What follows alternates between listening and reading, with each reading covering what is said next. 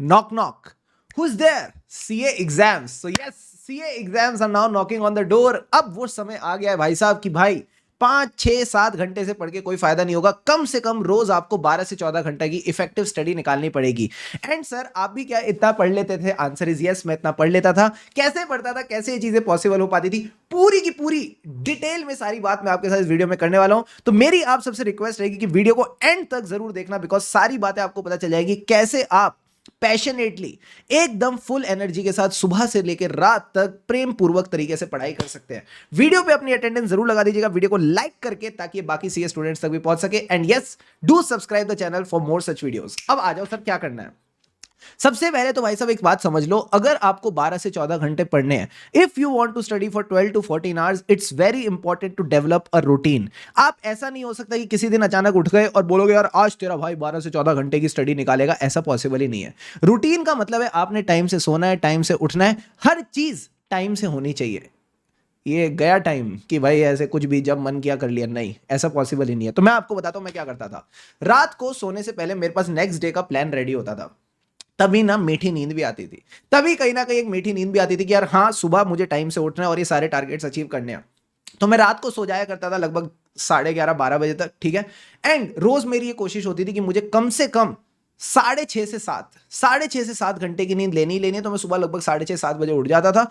और फिर जब मैं उठ जाता था तो उसके बाद कोशिश रहती थी पहले आधे घंटे में ही फोन तो बिल्कुल भी ना चलाऊं, बिकॉज एनर्जी वहीं की वहीं सारी बैंड बच जाएगी। पहले आधे घंटे में ही चुपचाप फ्रेश हो जाओ, हल्के फुल्के फ्रूट्स वगैरह खा लो और पढ़ने बैठ जाओ। सर क्या हमको कुछ और नहीं करना? एक्सरसाइज नहीं करनी, ये नहीं करना, वो नहीं करना, फलाना नहीं करना, ढिमकाना नहीं करना? देखो मैं नहीं करता था, मैं अपना रूटीन इसमें बता रहा हूं। मुझे ऐसा लगता है सुबह का जो टाइम होता है वो आपका बेस्ट टाइम होता है। You have the best energy, best focus, तो वो सीधा सीधा ना पढ़ाई पे ही जाना चाहिए। तो जो भी आपके हल्के फुल्के काम है, फ्रेश होना है, जो भी फ्रूट्स वगैरह खाने, पानी वगैरह पीना, अगर आपको कॉफी पीने की आदत है तो सुबह कॉफी पी लो, चाय पीने की आदत है तो चाय पी लो, जो आपको ठीक लगता है बस वो लो और पढ़ाई पे बैठ जाओ। अब आपने क्या करना है सर? सबसे पहले अपना फर्स्ट स्टडी सेशन निकालना है। मैं यही करता था, अपना पहला स्टडी सेशन निकाल लेता था 2 से 2.5 घंटे का, लगभग 9:30-10 बजे में वापस उठ जाता था। फिर सर मैं क्या करता था, फिर मैं नहाने चले जाता था। सर आप सुबह सुबह नहीं नहाते थे? मैंने कहा नहीं, सुबह सुबह तो मैं वैसे ही फ्रेश फील कर रहा होता था, तो नहाने की जरूरत ही क्या है। जब मैं 9:30-10 बजे नहाता था तो मुझे ऐसा लगता था मैं वापस एकदम फ्रेशनेस के साथ आ गया हूं। मेरी मम्मी एक डायलॉग बोलते, जैसे एक इंसान नहाता है ना उसको एक नई जिंदगी मिल जाती है। तो मुझे ऐसे ही लगता था मुझे एक नई जिंदगी मिल गई, I got a new life and I was again back with the energy. उस टाइम पे मैं थोड़ा बहुत ब्रेकफास्ट वगैरह कर लेता था।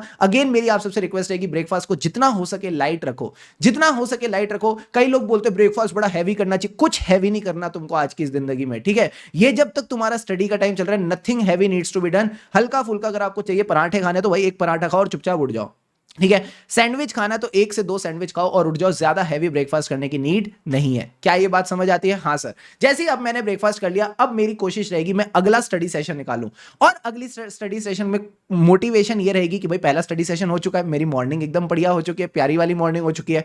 अब मेरा स्टडी सेशन जाएगा लंच तक। यानी अब मैं क्या करूंगा, जैसे ही मैंने 10-10:30 बजे उठा, मैंने नहा लिया, थोड़ा ब्रेकफास्ट वगैरह कर लिया, मैं 11 बजे अपने स्टडी सेशन के लिए बैठ जाऊंगा। अब मेरी टारगेट रहेगा 11 से 1 या 11 से 2 तक मैं पढ़ाई खींच लूं, डिपेंडिंग ऑन मेरा लंच का टाइम क्या है। कभी कभार लंच 1 बजे मिलता है तो 1 बजे तक खींच लेता था, 1:30 बजे मिलता है तो 1:30 बजे तक, डिपेंडिंग ऑन क्या लंच का टाइम है तब तक मैं स्टडी सेशन खींच लेता हूं। अब सर कई बार बच्चों को कंप्लेंट आती है हम ना 2 घंटे 2.5 घंटे कंसंट्रेट नहीं कर पाते, तो आप कैसे करते थे? सबसे पहले जो मोबाइल फोन है ना, इससे आपको सुबह सुबह जुदा होना पड़ेगा, इससे आपको सुबह सुबह ब्रेकअप करना पड़ेगा। कुछ भी हो जाए, कई बार कुछ बच्चे बोलते हैं सर हम अपने पेरेंट्स से दूर रहते हैं, तो कोई बात नहीं, आप उनको सुबह कॉल करके बोल दो कि मेरे पास ये फोन जो है पूरा दिन नहीं रहेगा, ठीक है। या फिर आप उनको ये भी बोल सकते हो कि हम जो बात करेंगे वो शाम को कर लेंगे, ठीक है। तो अगर आप उनके साथ ये एक्सपेक्टेशंस डेवलप करके चलोगे, उनको ये बातें बता के चलोगे, वो भी ये बात समझ जाएंगे। क्या ये बात समझ आती है? हाँ। तो मैं अपने मोबाइल फोन को क्या करता था, साइड वाली जो रूम है उसकी अलमारी में जाके बंद कर देता था, क्योंकि मैंने बचपन से एक चीज सीखी है, out of sight out of mind. जो चीज सामने नहीं है वो फिर आपके दिमाग में भी नहीं आती, फिर वो डिस्ट्रैक्शन तो दूर की बात है। अब जब सपोज मान लो मेरे को जो 2 घंटे का स्टडी सेशन है उसमें 30 क्वेश्चंस करने हैं, ठीक है सर। अब ये 30 क्वेश्चंस को मैं 3 से डिवाइड कर लेता था, तो मुझे ऐसा लगता था मुझे 30 नहीं, मुझे सिर्फ 10 क्वेश्चंस करने हैं। 10 क्वेश्चंस 3 बार करने हैं। और जैसे ही मैं 10 क्वेश्चंस करता था ना, मैं अपने आप को एक ब्रेक देता था, लगभग 5 मिनट का एक मैं ब्रेक लेता था, 5 से 10 मिनट। अब उसमें क्या करना है, कुछ नहीं करना, या तो हेड डाउन करके बैठ जाओ, एनर्जी को प्रिजर्व करो, वापस you get back with the energy, ठीक है, या आप थोड़ा वॉक वगैरह कर लो, बालकनी में चले जाओ। These are the basic simple things that you can do. तो उससे आपका माइंड जो है रिफ्रेश रहता है and you are able to productively work towards your goals. क्या ये बात समझ आती है? हाँ सर। फिर जैसे लंच का टाइम आता था तो मजा आ जाता था, क्योंकि जैसे ही मैं लंच करने जाता था तो मैं देख लेता था तारक मेहता का उल्टा चश्मा, ठीक है, तारक मेहता या कोई और सीरियल वगैरह आता है, कई बार उस पर मैं सारा भाई भी देखता था।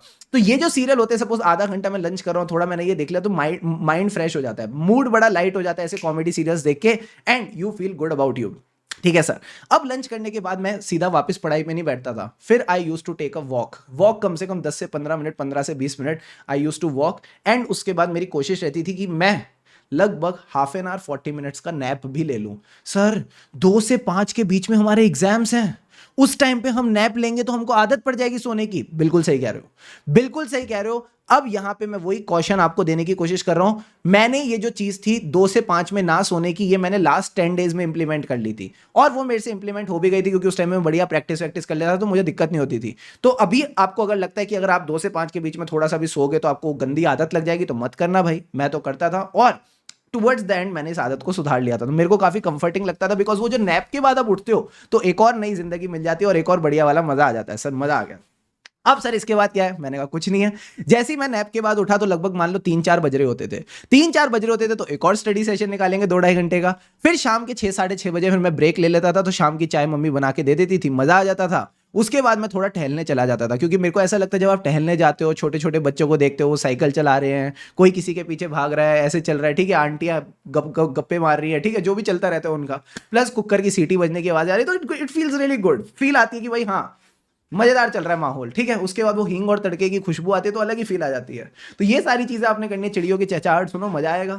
एंड फिर उस ब्रेक के बाद मैं वापस आता था, वापस अपने पढ़ने बैठ जाते थे। अब नेक्स्ट टारगेट क्या है सर? डिनर तक का टारगेट है। देखो आपकी जिंदगी में कुछ करने को तो है नहीं, बेस्ट पार्टीज आपकी लाइफ में कुछ और करने को है नहीं, सिर्फ पढ़ाई, खाना, रिलैक्स करना, दैट्स इट। एंड कहीं ना कहीं बच्चे सोच रहे होंगे सर आप एक्सरसाइज वगैरह नहीं कर रहे थे, अगर ध्यान से सुनो, मैंने लंच के बाद वॉक की थी। इवन शाम को भी मैं कोशिश करता था 10-15 मिनट बेसिक स्ट्रेचिंग और एक्सरसाइज कर लूं, तो जो मैं चाय वाला ब्रेक होता था उसी में थोड़ी बेसिक एक्सरसाइज और स्ट्रेचिंग वगैरह करके वॉक वगैरह करके आ जाता। You can also stretch it for 40-45 minutes, कोई दिक्कत नहीं है, अपने लिए टाइम निकालने में कोई इशू नहीं है, as long as you are staying focused on your studies. फिर वापस आके अपना एक और स्टडी सेशन निकाल लो 2-2.5 घंटे का, फिर उसका डिनर कर लिया। डिनर करने के बाद मैं अपने पेरेंट्स के साथ थोड़ा बैठ जाता था, थोड़ा बातें कर लेते थे, गप्पे मार लेते थे। फिर मैं कार्ड्स वगैरह खेलता था अपने पेरेंट्स के साथ, पापा, मेरी बहन और मैं, हम कार्ड्स खेलते थे, उसमें वो मुझे हराते थे, उनको बड़ा मजा आता था, मुझे भी बड़ा मजा आता था, क्योंकि दिन में एक ऐसा टाइम मिल जाता था जिसमें मैं कुछ खेल रहा हूँ, जिसमें कुछ मस्ती वाली चीज़ कर रहा हूँ, and again mind fresh feel करता था। फिर जब वो चीज़ हो जाती थी, then sir what I used to do, उसके बाद कुछ नहीं, आज जो थोड़े बहुत चीज़ें पेंडिंग बची उनको कंप्लीट करो और वापस नेक्स्ट डे का प्लान बना के सो जाओ। तो ऐसा कुछ आपने हाईफाई नहीं करना है, मैं सच्ची बताऊँ ना आपको, the thing hi fi needs to be done, you just need to stay away from this distraction. Sir इसको कब उठाएं? जब शाम वाला ब्रेक है ना तब मैं इसको उठा लेता था, जब शाम वाला ब्रेक है तब मैं इसको उठा लेता था, but I was away from social media. मैंने इंस्टाग्राम वगैरह कुछ इंस्टॉल नहीं कर रखा था, ठीक है। इवन जब मैं यूट्यूब पे था, यूट्यूब पे भी मतलब आई यूज टू फॉलो 1 और 2 टीचर्स जो एकदम मुझे लगता था कि अरे हाँ ये मुझे अच्छा गाइड कर रहे हैं, एंड मैं इनसे रिलेट कर पा रहा हूँ, तो मैं उनको फॉलो करता था, और मुझे उनसे इंस्पिरेशन मिलती थी कि हाँ मुझे पॉजिटिवली अपनी स्टडीज के लिए आगे बढ़ना है। बिकॉज जब एक बार स्टडीज हो जाएंगी तो फिर तो टाइम ही टाइम है पार्टीज करने के लिए, मजे करने के लिए, एंड फिर तब मजा भी आता है जब आप कुछ अचीव कर लेते हो, और उसके बाद जब पार्टी करते हो तो मजा ही आता है। तो that is the thought process I was going forward, and luckily it worked for me. तो मेरी आपसे रिक्वेस्ट है, कुछ रॉकेट साइंस नहीं है, बस आपने एक ही चीज इस वीडियो से सीखनी है। सर क्या? Keep a water bottle on your table, हमेशा अपने आप को हाइड्रेटेड रखो। जब भी आपको लगता है थोड़ा सा आप हैवी फील कर रहे हो, या you are feeling that warmth in your body because summers का टाइम है, keep a water bottle, have as many fruits as possible. जितना आप हेल्दी रहोगे उतना, जितना आप फिट रहोगे, जितना हेल्दी और फिट रहोगे उतनी आपके अंदर एनर्जी रहेगी, and clocking 12 to 14 hours a day will not be a big issue for you. And yes, पढ़ाई के साथ दोस्ती कर लो, बिकॉज जितनी आपकी गहरी दोस्ती होगी उतने आपके अच्छे मार्क्स आएंगे। सो वही कहूंगा जो हमेशा कहता हूं, खुशी से पढ़ेंगे तभी आगे बढ़ेंगे। वीडियो अच्छी लगे तो वीडियो को लाइक जरूर कर देना, and yes stay subscribe to the channel for more such videos. All the best, लगे रहो।